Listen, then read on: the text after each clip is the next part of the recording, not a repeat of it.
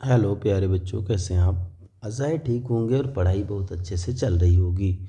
आप सभी को पता है कि मैं बार बार रिपीट करता हूँ, आपके एग्ज़ाम आने वाले हैं, इसलिए आप अपनी पढ़ाई को एक गति दीजिए और बेहतर तरीके से पढ़ाई करिए। देखिए, हम जो आपको अकाउंटेंसी में अकाउंटेंसी ठीक है, अकाउंटेंसी के सेकेंड पार्ट को रिवीजन करा रहे हैं। तो सेकेंड पार्ट में जो फर्स्ट वीडियो आपका आ चुका है उसको आप बेहतर तरीके से देख लीजिए। उसी से आपको लगभग सेकेंड पार्ट के 30% क्वेश्चन उसी से मिल जाएंगे। थ्योरेटिकल पार्ट के लिए वो लेसन बहुत महत्वपूर्ण है। तो जिन छात्रों ने पहले वाला वीडियो लेसन 1 का नहीं देखा है तो उससे पहले देख लें, थोड़ा लेंदी वीडियो है, उसके बाद इसमें आ जाएं आप, क्योंकि एक दूसरे से चीज़ें जुड़ी हुई हैं। ठीक है, तो हम जब यहाँ पे सीखते हैं कि जो सेकंड पार्ट हमारा है, सॉरी, जो सेकंड पार्ट हमारा है उसमें उसमें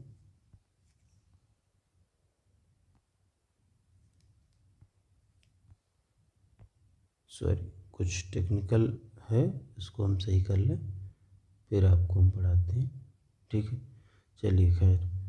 तो हाँ, सेकेंड पार्ट जो है उसमें जो लेसन हमारा है वो ऋण पत्रों का निर्गमन है। ठीक, इसके पहले आपने अंशों का निर्गमन सीखा है, यहाँ पे है ऋण पत्रों का निर्गमन।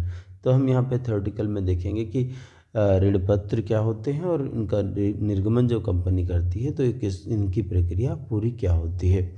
इस अध्याय में पढ़ने के उपरांत आप सीखेंगे ऋण पत्रों से आशय, ऋण पत्रों अंशों के बीच अंतर बताइए, विभिन्न प्रकार के ऋण पत्रों का विमोचन कर सकते हैं, कर सकेंगे, सॉरी, ऋण पत्रों की विवेचना कर सकेंगे, यानी टाइप ऑफ ऋण पत्र बताएंगे। ऋण पत्रों को हम कैसे इशू करते हैं, उनके जो जनरल प्रविष्टियाँ होती हैं उन्हें समझाएंगे, और नकदी के अलावा किसी अन्य प्रतिफल के लिए ऋण पत्रों का कैसे निर्गमन होता है। फिर संपार्श्विक प्रतिभूति समझेंगे, और इसके बाद ऋण पत्रों के संबंध में ऋण पत्रों को आप जो ऋण कंपनी के तुलन पत्र में यानी बैलेंस शीट में ऋण पत्रों को कैसे दिखाएंगे। और ये सब आगे मोचन जो है ये आपके सिलेबस में यूपी बोर्ड में नहीं है। ठीक है, तो उसको हम समझेंगे, जो हमें ज़रूरी चीज़ें होंगी यहाँ पे इस लेसन में समझ लेंगे। ठीक, तो ऋण पत्रों का निर्गमन पहले हम समझते हैं। ऋण पत्र होते क्या है कि जो कंपनी, कोई भी कंपनी अपने संचालन के लिए उसे पूंजी की आवश्यकता होती है तो अंश निर्गमित करती है। ऐसे ही जब लोन की आवश्यकता होती है, किसकी? लोन, ऋण। ठीक है, तो जब कंपनी को ऋण की आवश्यकता होती है तो वो कंपनी ऋण पत्रों का निर्गमन करती है। तो यहाँ पे लिखा हुआ है एक कंपनी अपनी पूंजी अंशों के निर्गमन द्वारा निर्गमित करती है, लेकिन अंश निर्गमन द्वारा उगाई गए फंड कभी कभी कंपनी की दीर्घकालीन वित्तीय आवश्यकताओं को पूरा करने के लिए पर्याप्त नहीं होते। यानी जो हमारे पास कैपिटल है, अगर पूरी कैपिटल नहीं है तो उसके लिए कंपनी, अधिकतर कंपनियां ऋण पत्रों के माध्यम से दीर्घकालीन फंड का निर्माण करती हैं। जो लॉन्ग टर्म फंड है, लॉन्ग टर्म फंड, ठीक है, तो ये लोन, देखिए, जो आपके पास कैपिटल होती है, ठीक है, तो इस कैपिटल को हम दो तरीके से यहाँ पे प्राप्त कर सकते हैं। देखिए, टोटल कैपिटल, टोटल कैपिटल, तो एक तो अपना शेयर कैपिटल होती है जो अंश पूंजी है, प्लस उसके बाद होती है लोन कैपिटल। ठीक है, लोन कैपिटल, हम कैपिटल शब्द ना भी दें लेकिन लोन शब्द जो है, ऋण है, इन्हीं को हम डिवेंचर्स के माध्यम से प्राप्त करते हैं। तो ये ऋण पत्र होते हैं, ऋण पत्र, यानी ऋण प्राप्त करने के लिए जो भी सर्टिफिकेट जारी किया जाता है उसे ऋण पत्र कहते हैं। अब यहाँ पे एक कंपनी की ऋण पत्र की परिभाषा याद कर लेंगे। कंपनी अधिनियम 2013 की धारा 2/2/30 यानी 2/30 के अनुसार ऋण पत्र के अंतर्गत ऋण पत्र, स्टॉक, बॉन्ड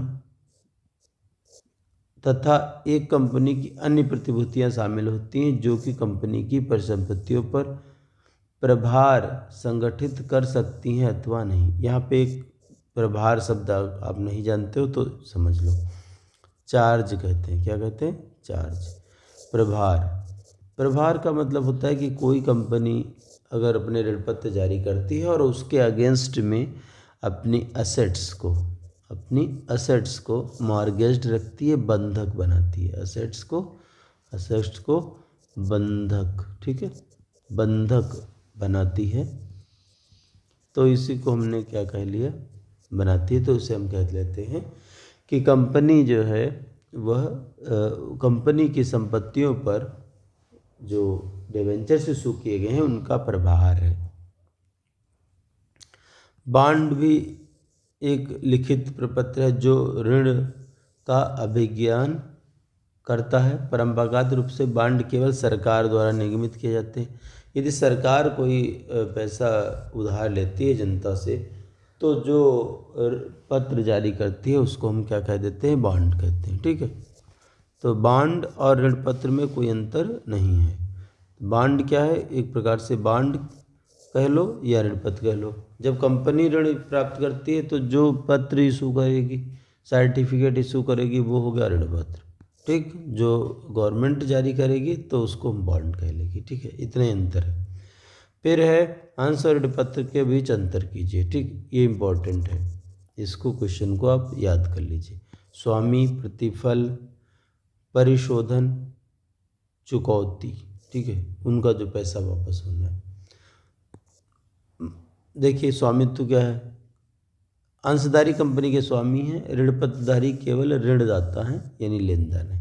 प्रतिफल, अंशों पर लाभांश मिलता है जबकि ऋण पत्रों पर ब्याज मिलता है।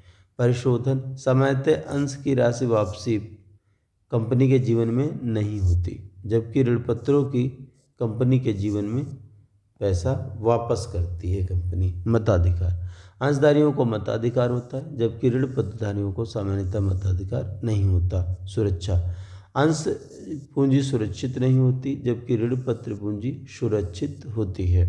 परिवर्तनीयता, अंशों को ऋण पत्रों में परिवर्तित नहीं कर सकते, ठीक है, जबकि ऋण पत्रों को, अगर ऋण पत्र कन्वर्टेबल है तो उन्हें अंशों में परिवर्तित किया जा सकता है, ठीक है, अंशों में परिवर्तित किया जा सकता है। बस इसके बाद ऋण पत्रों के प्रकार आप समझेंगे।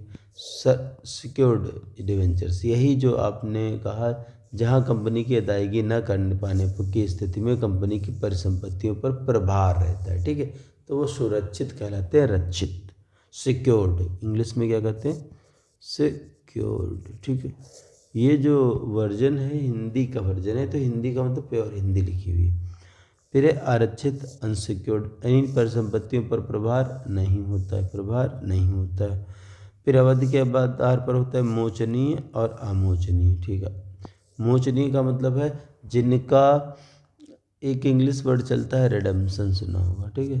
तो रिडेम्पशन का मतलब है मोचन, ठीक है, विमोचन, यानी कंपनी के ऋण पत्रों के पैसे की वापसी। एक निश्चित समय बाद ऋण पत्रों पर जो पैसा कंपनी ने लिया है उसको वापस कर देती है, तो उसको कहते हैं विमोचन। ऐसे ही अमोचनी का मतलब है ऐसे ऋण पत्र जिनका कंपनी कभी भी पैसा वापस नहीं करेगी। इसके बाद है परिवर्तनशील, ऐसे ऋण पत्र जिनका कंपनी ऋण पत्रों को समता अंशों में परिवर्तित कर सकती है या करने का अधिकार कंपनी देती है। फिर है अपरिवर्तनशील, यानी ऐसे ऋण पत्र जिनका अंशों में परिवर्तन नहीं हो सकता, ठीक है। फिर एक कूपन रेट होती है। कूपन रेट में क्या होता है? विशिष्ट कूपन दर। विशिष्ट कूपन दर क्या है कि एक जो है इसमें क्या होता है कि जो ब्याज दर होता है, यानी ब्याज दर, यानी इंटरेस्ट रेट इंग्लिश में कह लो, इंटरेस्ट रेट, ये कंपनी के जो भी ऋण पत्र इशू करती है उन पर ये लिखी होती है, ठीक है। तो इसी को कहते हैं विशिष्ट कूपन दर। शून्य कूपन दर का मतलब कोई भी इंटरेस्ट रेट नहीं लिखी होती, लेकिन ये ऋण पत्र जो होते हैं पार वैल्यू से कम पर जारी किए जाते हैं। पार वैल्यू से कम पर जारी किए जाते हैं, ठीक है, कम पर जारी किए जाते हैं, ठीक। तो कम पर जारी करने का मतलब है कि जैसे कोई 100 वाला जो डिबेंचर है, अगर इसको 90 पे जारी किया जाए तो 90 पे सेल किया गया, उसकी मैच्योरिटी कितने पे होगी, 1 ईयर बाद 100 पे। तो इस टाइप से होता है, कालावधि होती है। पंजीकरण के आधार पर पंजीकृत, रजिस्टर्ड और बियरर। रजिस्टर्ड का मतलब कंपनी के जो रजिस्टर है या कंपनी के जो विभिन्न प्रकार के लेखा है, उनके रजिस्टर में इनका पंजीकरण यानी लिखा होता है कि किन किन व्यक्तियों के ये ऋण पत्र है, उनका संपूर्ण विवरण दिया होगा। ठीक। वाहक जो ऋण पत्र होंगे, इनमें डिलीवरी या सुपुर्दगी के आधार पर कंपनी के रिकॉर्ड में कोई इनका नाम नहीं होता और वे वाहक बियरर होते हैं जो आप किसी को ऐसे ही डिलीवरी करके, यानी जिसके पास होंगे उन्हीं के वो ऋण पत्र कहे जाते हैं, इसीलिए डिलीवरी कहलाते हैं। ठीक है, तो ये बांड के प्रकार आप पढ़ लेंगे। ऋण पत्रों के प्रकारों का वर्णन कीजिए, क्वेश्चन आपका बन गया।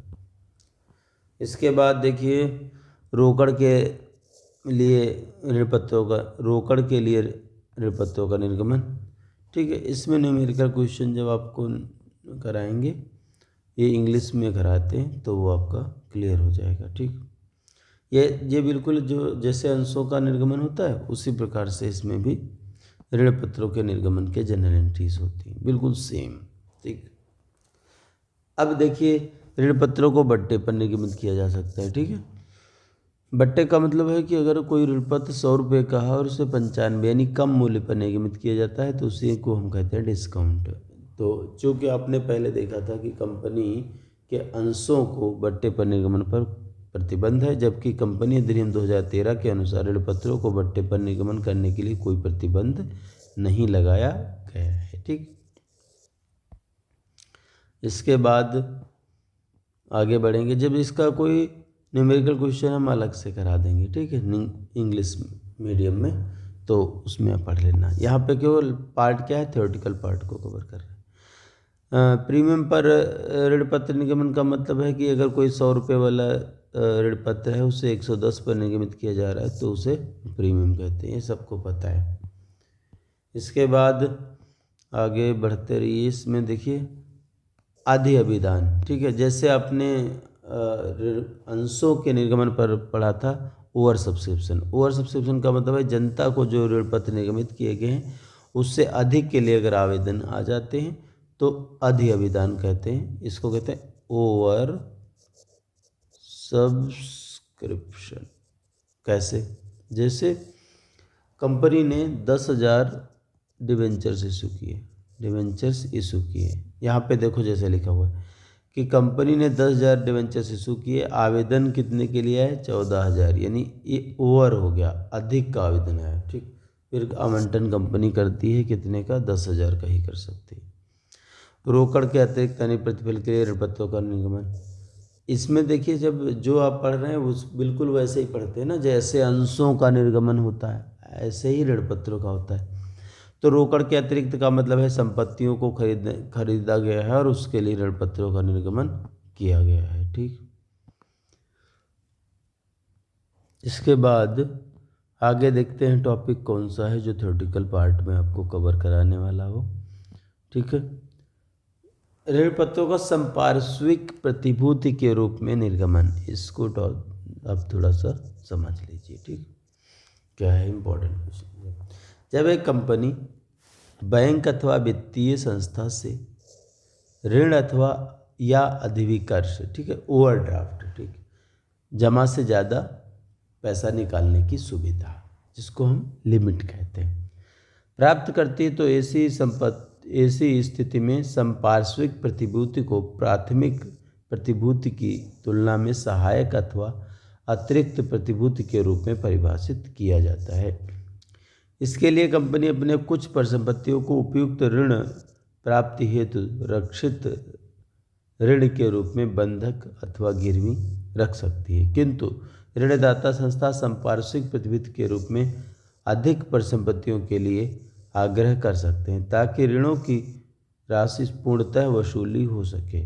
यदि प्राथमिक प्रतिभूति के विक्रय से ऋण की राशि का पूर्ण भुगतान नहीं संभव है तो ऐसी स्थिति में कंपनी स्वयं के ऋण पत्रों का निर्गमन पहले से बंधक परिसंपत्ति सहित ऋणदाता को करती है।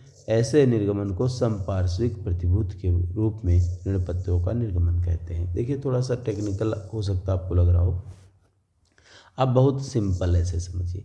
जैसे कंपनी ने 10,000 डिवेंचर इशू किए, ठीक, और जिनका जो सिक्योर्ड हैं असेट्स से, असेट्स में कुछ भी हो सकता है, बिल्डिंग से असेट्स सिक्योर्ड है। लेकिन जो ऋणदाता है जिसने डिवेंचर्स लिए हैं, जैसे बैंक हो सकता है, जिसने डिवेंचर्स खरीदे हैं, उसने 10,000 डिवेंचर्स खरीदे, 100 रुपये का एक डिवेंचर है, तो टोटल आपका रुपया हो गया 10 लाख रुपये। तो 10 लाख रुपये जिसने दिए है और असेट्स सिक्योर्ड है, अब वो ये चाहता है कि आप असेट्स के साथ साथ जो संपार्श्विक यानी सहायक प्रतिभूति के रूप में ऋण पत्र भी दे दीजिए। वो 5 लाख के हो सकते हैं, 2 लाख के हो सकते हैं, 4 लाख के हो सकते हैं। तो जो भी डिवेंचर्स इशू किए जाएंगे इसके अगेंस्ट में, ठीक है, तो उन्हें ही कहेंगे संपार्श्विक प्रतिभूति में ऋण पत्रों का निर्गमन किया गया है। ठीक, इसके बाद आगे जब बढ़ते हैं तो इसमें पाएंगे ऋण पत्रों के निर्गमन करने की शर्तें। ठीक, ये थोड़ा सा पढ़ लेंगे। सम मूल्य पर हो सकता है, बट्टे पर हो सकता है, प्रीमियम पर हो सकता है। ये मोचन के आधार पर एक स्थितियां बनती हैं। हाँ, ये ठीक है, ये टॉपिक थोड़ा सा क्लियर कर लेते हैं। इसमें होता है मोचन के आधार पर ऋण पत्रों का निर्गमन। तो इसमें क्या होता है कि अगर कोई ऋण पत्र सम मूल्य पर निर्गमित किया गया और सम मूल्य पर शोधित है तो इसकी एक जनरल एंट्री बनेगी। बट्टे पर निर्गमित है, सम मूल्य पर शोधित है तो एक एंट्री बनेगी। प्रीमियम पर निर्गमित है, सम मूल्य पर शोधित है। फिर है सम मूल्य पर निर्गमन, प्रीमियम पर शोधन, बट्टे पर निर्गमन, प्रीमियम पर शोधन, प्रीमियम पर निर्गमन, प्रीमियम पर शोधन। प्रीमियम का मतलब होता है कि अगर ऋण पत्र 10 रुपये पर इशू किए गए, 10 रुपये पर शोधन है। यहाँ पे यानी आपको 9 पे निर्गमित किए गए, 10 रुपये पर शोधित है। ठीक, प्रीमियम यानी 110 पर निर्गमित किए गए और 100 पर शोधित है। सम मूल्य यानी 100 पे निर्गमित किए गए, 110 पर शोधित है। हाँ, ये जैसे 100 भी हो सकता है या आप 10 के हिसाब से कुछ भी ऐसे आराम से पढ़ सकते। ठीक है, फिर आपका ये बट्टे पर यानी 95 पे निर्गमन किया और 105 पे शोधित किया। प्रीमियम यानी 1010 पे निर्गमित किया, 115 पर शोधित किया। तो इस प्रकार से जो जनरल एंट्री होती है इसमें भी देखो एक न्यूमेरिकल क्वेश्चन बना देंगे। ठीक, उसमें पढ़ लेना। चलिए उसके आगे इसमें और क्या हो सकता है, बस हमें लगता है कि इतना ही पर्याप्त है। इसमें ऋण पत्रों पर ब्याज, जानते हैं कि जो ऋण पत्र होते हैं उन पर वार्षिक रूप से ब्याज देय होता है। ठीक है, तो जैसे ही ऋण पत्रों पर अर्धवार्षिक, वार्षिक, आवधिक तौर पर जैसे अर्धवार्षिक स्थिर ब्याज का भुगतान करती हैं। जैसे वार्षिक भी हो सकता है, अर्धवार्षिक भी हो सकता है। तो जैसा भी हो, जो भी ऋण पत्रों पर भुगतान होता है उसमें TDS कटौती होती है। TDS का मतलब होता है टैक्स डिडक्टेड एट सोर्स। ये जो आयकर अधिनियम होता है उसके हिसाब से जो भी ब्याज दिया जाता है उस पर कर काट करके जो भी ऋण पत्रधारी हैं उनको भुगतान किया जाएगा और जो टैक्स का पेमेंट होगा वो गवर्नमेंट को होगा। ठीक, ऋण पत्रों का जो बट्टा है उसका अपलेखन एक दिया, ये बहुत रेयर है। ठीक है, तो जो चीज़ें बता दी गई हैं वो तुम्हारे लिए महत्वपूर्ण है। इसमें सारांश थोड़ा सा देख लीजिए। जैसे ऋण पत्र क्या होता है, बॉन्ड क्या होता है, प्रभार क्या होता है, ऋण पत्र के प्रकार क्या हैं, निर्गमन की शर्तें क्या हैं। ठीक है, संपार्श्विक प्रतिभूति किसे कहते हैं, बस अब इसमें टिक कर लीजिए। ऋण पत्र से क्या आशय है, ऋण पत्र, और इसमें संपार्श्विक वाला क्वेश्चन हो गया। पूंजी रक्षित है, विमोचनीय, परिवर्तनशील। ठीक है, इस टाइप से क्वेश्चन आ सकते हैं आपके। अब लॉन्ग क्वेश्चन में देख लो, बस इसके बाद आपका लगभग ये सब क्लियर है। इसमें बहुत ज़्यादा न्यूमेरिकल क्वेश्चन की हम आशा नहीं कर सकते हैं, लेकिन थ्योरेटिकल क्वेश्चन आपके 1 या 2 बनते हैं। ठीक, चलिए, थैंक यू।